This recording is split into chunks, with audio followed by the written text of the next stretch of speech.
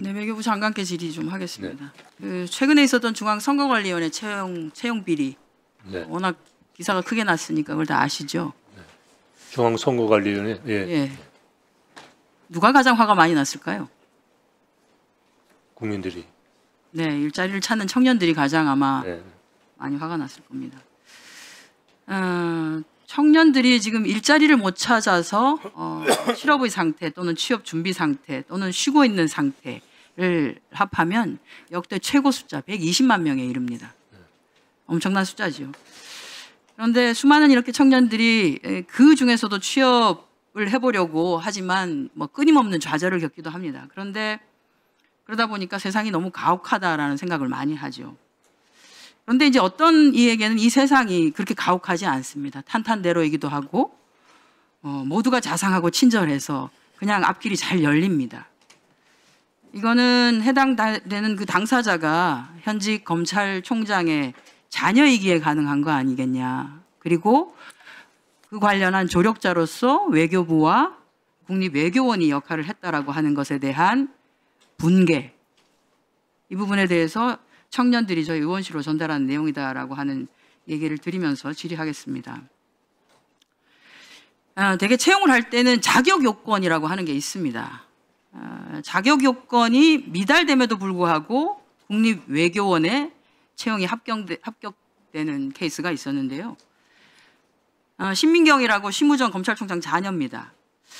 이다시 국립외교원은 연구원, 기간제 연구원, 다급에 해당되는 연구원을 채용을 하겠다는 공고를 냅니다.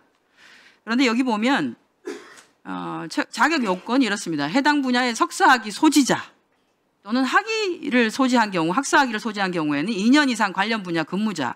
관련 분야는 저렇습니다. 교육학, 인문학, 사회과학, 커뮤니케이션학. 이유가 해당되는 업무가 뭐냐 하면 주로 하는 것이 교육 운영 지원 또는 서포터즈 지원, 기타 행정 업무 지원이기 때문에 필요한 전공 분야가 교육학, 인문학, 사회과학 이런 데였습니다. 심경은 전공이 아마 국제협력 이런 걸로 알고 있습니다. 그리고 2024년 1월 현재 석사학위 소지자가 아니에요. 저기 보시면 다시 전으로 올라가 주세요. 전으로. 저 조회수 4,883이 외교부 사이트에서 조회한 숫자입니다. 국립외교원 사이트에 들어가면 1,162회의 조회 건수가 있습니다. 즉 다시 말해서 6,000명 정도 되는 청년들이 혹시 내가 대상이 되지 않을까? 라고 저걸 열었다가 나는 석사학위 소지자가 아니어서 또는 전공 분야가 그게 아니어서 포기한 사람이 많았겠죠. 그런데 신민경은 해당되지도 않는데 자격 요건 미달이면 대개 서류 심사에서 걸러져야 되는 거죠. 그런데도 통과가 됩니다. 만약에 신민경을 통과시켜주고 싶었으면 전공을 저렇게 하지 전공 불문을 하든지 또는 그게 아니면 아예 석사학위 취득 예정자까지를 포함하면 저기 얘기가 되죠. 그런데 제가 국립외교원에서 지금까지 몇 년도에 걸쳐서 공고를 낸 걸 봤는데 한 번도 이 내용이 바뀐 적이 없습니다.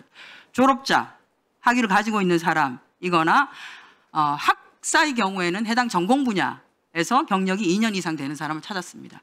그런데 어쨌든 채용이 됐어요. 전공이 맞지 않음에도.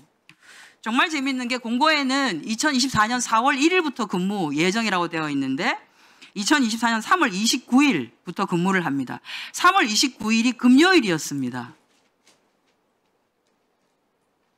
2024년이요? 네, 지난해 3월 29일. 원래는 4월 1일부터 근무, 그러니까 그 다음 달 월요일 4월 1일부터 근무 예정이라고 되어 있는데 3월 29일 금요일부터 근무합니다. 여기 월급 받아보신 분들 다 아실 거예요. 한 달에 며칠을 근무하면 급여가 어떻게 나오는지, 복지비는 한 달로 계산돼서 다 나온다는 걸 아마 아시죠. 뭐 어쨌든 이런 특혜를 받고 열심히 일을 했겠죠. 본인 전공 분야가 아니기 때문에 나중에 그 인터넷에 올린 걸 보면 인스타그램에 개 한 마리를 이렇게 그려놓고 개같이 힘들었지만 어쨌든 뭐 괜찮았었다. 아마 본인 전공이 아닌 부분에서 열심히 하려고 하니까 힘들었던 것 같습니다. 지난해 말에 11월 30일자로 어쨌든 그만두고 퇴직을 했습니다. 기간제가 다 돼서요. 그런데 올해 외교부에서 채용 공고를 냅니다. 공무직 근로자, 이거는 기간제가 아닙니다. 무기직이죠. 연구원 나급 채용 공고가 납니다. 두 직종인데요. 정책조사 파트 1명, 군사 방산부분 한 명씩인데 정책조사 파트는 경제 관련 석사학위 소지자로서 해당 분야의 실무 경력이 2년 이상인 자로 나왔습니다. 조회수 보십시오. 7,177입니다. 7,177. 자, 그런데 그 다음에 정책조사 관련해서 채용 면접까지 봤던 최종 1인을 불합격 처리를 합니다. 당연히 경제 관련 석사학위 소지자이고 영어로 쓰기 말하기 능통자가 최종 면접까지를 봤겠죠. 그런데 불합격 처리가 됩니다. 이상합니다. 그리고 재공고가 납니다. 외교부에서 2월 5일자로. 재공고가 나는데 조회수 보십시오. 거의 6,000건에 달합니다. 정책조사 파트 1명을 다시 하는데 분야가 바뀌었습니다. 경제 분야가 아니라 국제정치 분야로 바뀝니다. 제가 말씀드렸죠. 신민경은 국제협력 쪽을 전공한 것 같다고. 해당 분야 실무 경력 2년 이상인 자. 근데 신민경은 아무리 봐도 해당 분야의 실무 경력이 2년은 안 됩니다. 왜냐하면 국립외교원에서 3월 29일부터 근무해서 11월 30일까지니까 8개월 하고 한 3일 정도가 되죠. 8개월 근무했습니다.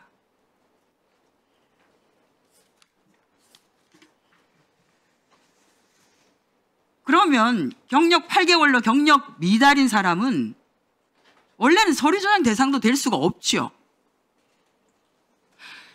아까 거기 봤었던 6,000명에 해당되는 사람들은 내가 국제정치 분야가 아니어서 또는 석사학위 소지자이긴 하지만 해당 분야의 실무 경력이 2년이 아니어서 여기에 아마 어플라이를 하지 못했을 겁니다. 아니요, 할 생각을 안 했을 겁니다. 그리고 해당 분야의 실무 경력도 아니에요. 국립외교원에서 했던 거는 교육 지원, 교육 운영 지원.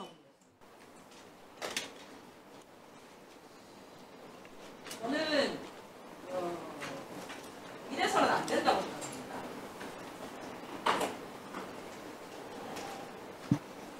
왜 이런 비단키를 깔아줘야 되는지는 잘 모르겠습니다만 이것은 이 자리에 취업을 하기 위해서 채용 공고란을 언제 뜨는가만 쳐다보고 있는 청년들이 봤을 때는 이건 당연히 공부를 익히기를 말하는 내용입니다. 관련한 사항을 정확하게 점검을 하시고 네. 지금 해당자가 신원조회 면접시험까지 다 보고 면접까지 다 보고 최종 합격이 되어서 신원조회 중인 걸로 알고 있습니다. 지금 어떻게 통과가 됐는지 도무지 이해할 수가 없습니다. 네. 다르게 잘 처리해 주시기 바랍니다. 제가 보고받은 바는 있습니다만 문서로 답변 드리도록 하겠습니다. 서울 성북갑의 김영배입니다. 외교부 장관님, 네. 아까 한정혜 의원님이 질문하신 인사 관련된 문제가 제가 보기에는 좀 심각해 보이네요. 저도 청와대도 근무해봤고 공무원들의 인사도 꽤 관여를 해봤고 주관도 해봤는데요. 이제 아까 시간이 없어서 제가 답을 못 드렸는데 제가 가까이 거하고 좀 다릅니다. 답을 좀 주시죠. 아니, 제가 개괄적으로 파악한 거는 국립연구원 그거는 제가 지난주에 동경 가서 주일대사를 만나는데 자기는 아는 바 없는 사람이고 투명한 절차에 따라 했다라는 그 답변을 제가 들었고요.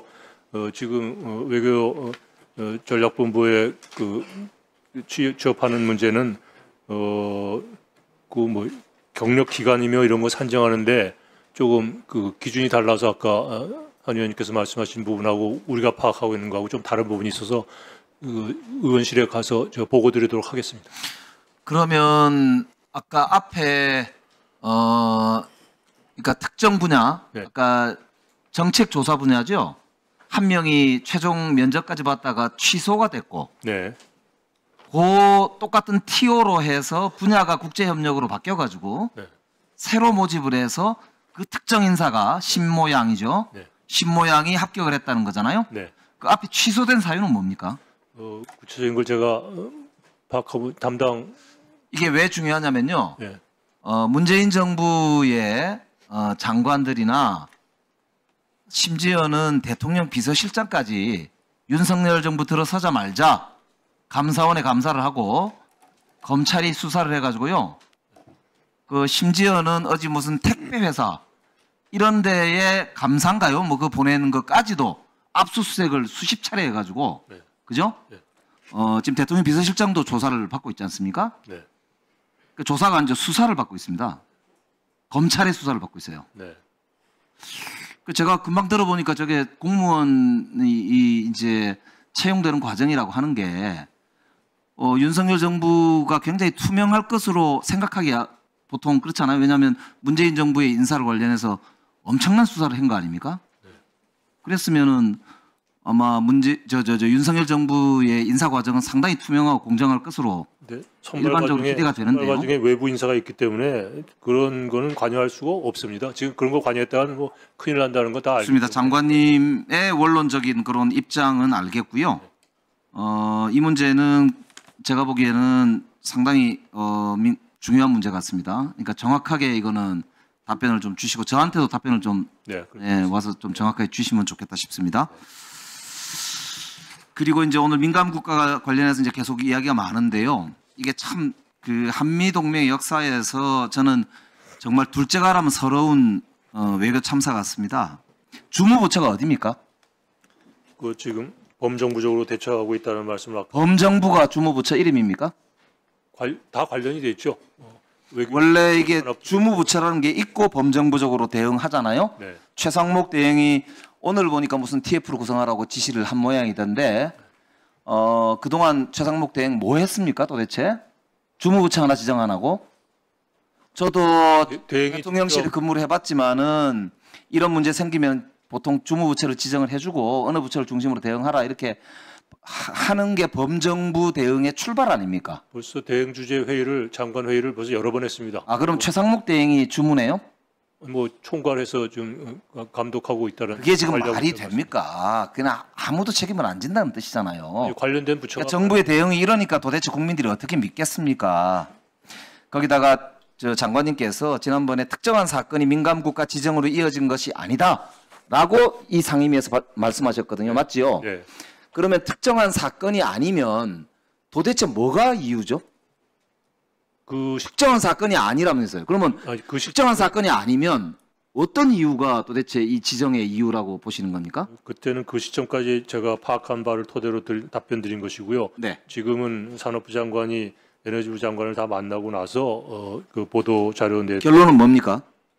하여간 그 기술 연구소의 기술 보안과 관련된 문제고 전체적인 세계적인 기술 지형이 변화하면서 특정한 사건이 아닌데 네. 보안상의 이유라고 하는 것은 그럼 무슨 뜻이 됩니까 그게? 그럼 몇 가지 사례 그러니까 기술 보안 이유 때문에 특정한 사건은 아니고 그렇다면 한국은 협력 대상이 애초에 아니다라고 하는 낙인입니까? 그건 아니죠. 그러니까 그러면 몇 가지 사례 특정한 어떤 보안 사고나 사건이 없는데 기술 보안의 문제로 한국과 협력을 하는데 제한을 두겠다는 뜻은 도대체 뭐 어떻게 해석해야 되는 겁니까? 이게 미국이 볼 때 아무리 봐도 기술과 보안의 협력을 한국하고는 안 하겠다. 그 뜻 아닙니까? 그 뜻 아니고서는 도대체 어떻게 이해를 해야 됩니까? 협력에 지장이 없으나 지금 여러 가지 기술 보안 문제로 생긴 우려 사항이 있으니 그 문제를 해소하면은 된다. 그거를 위해서 적극 그게 협력하겠다. 특정 사건이 없는데도 그렇다는 이야기입니까? 몇 가지 그런 사례가 있는데 그것만이 이유는 아니다라는 얘기입니다. 그렇기 때문에 아까도 이제 여러분이 지적하셨지만 핵무장론과 연계되어 있는 핵 문제가 핵심 아니냐 이렇게 보는 거거든요.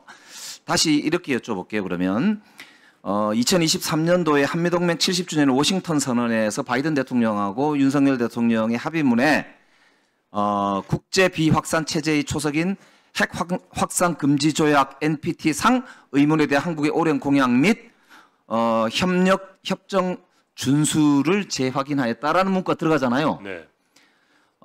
그 전에 박정희 정부 이후로요. 네. 이런 문구가 정상회담에서 들어간 적이 있습니까?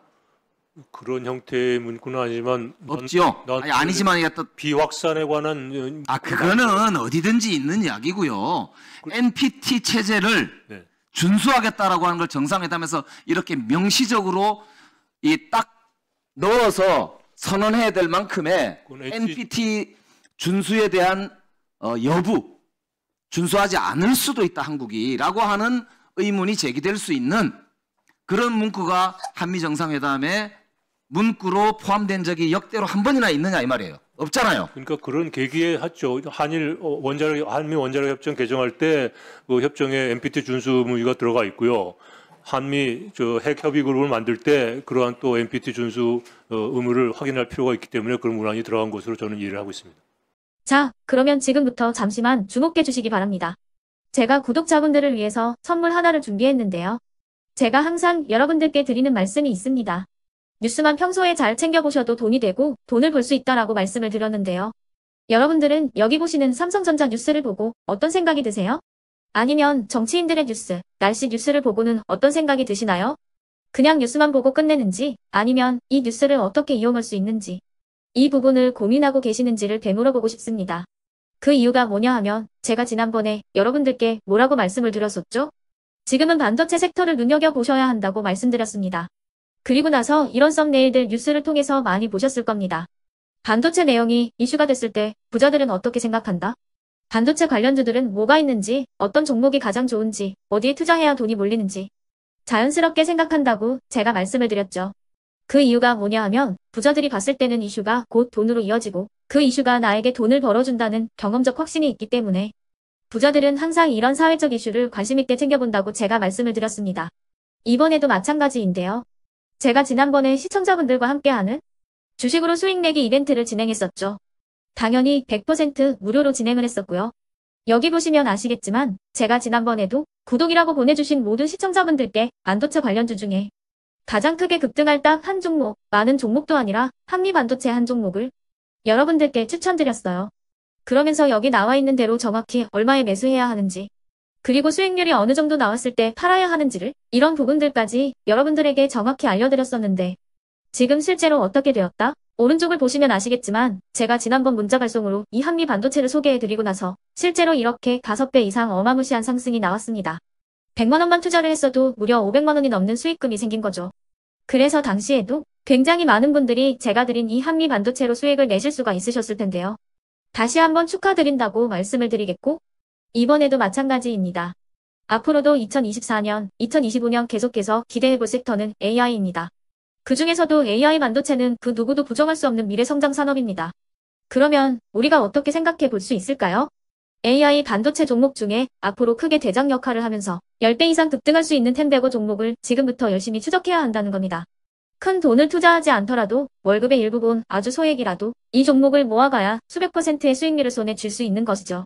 지금 여러분이 보고 계시는 이 유튜브 또한 AI 반도체와 아주 밀접한 연관이 있고 반도체야말로 대한민국의 핵심 산업으로 앞으로 더더욱 시장은 성장할 수밖에 없습니다. 그렇기 때문에 제가 이번에도 뭘 보내드리고 있냐면 지난번과 똑같이 구독이라는 문자를 보내주시면 제가 AI 반도체 관련주 중에 앞으로 대장주 역할을 하면서 주가가 가장 크게 급등할 한 종목을 여러분들께 문자 발송으로 종목명과 사고 파는 시점을 모두 알려드릴 건데요. 그 문자를 받고 여러분들이 주식으로 돈 버는 연습을 한번 해보셨으면 좋겠고요. 혹시라도 나는 주식을 하지 않는다 하시는 분들은 주변에 주식하시는 지인분들에게 말씀을 해주셔도 되고요. 아니면 연세가 있으셔서 투자가 어렵다 하시는 분들은 이 종목을 자녀분들에게 한번 사봐라. 이걸로 한번 수익을 내봐라. 이렇게 조언을 해주실 수도 있는 거겠죠. 그래서 지금 이 영상을 보시는 시청자분들 중에 나도 이번 종목이 좀 궁금하다 하시는 분들은요. 누구나 상관없이 그리고 어느 시간대나 상관없이 부담없이 010-2514-5930번으로 구독이라는 문자 보내주시면 제가 이번에도 똑같이 무료 추천 급등주 문자를 보내드리겠습니다. 이해되시겠죠? 제 번호 010-2514-5930번으로 구독이라는 문자 보내주시면 여러분들이 직접 이슈를 통해서 돈 버는 연습을 해보실 수가 있는 거고 제가 돈을 받는 것도 아니고 투자를 대신해 드리는 것도 아니기 때문에 부담 없이 신청해 주시면 되는 겁니다. 그리고 수익이 나면 저는 다른 것은 하나도 바라지 않습니다. 제 채널에 구독, 좋아요 한 번씩만 눌러주시라 이렇게 다시 한번 말씀을 드리겠습니다.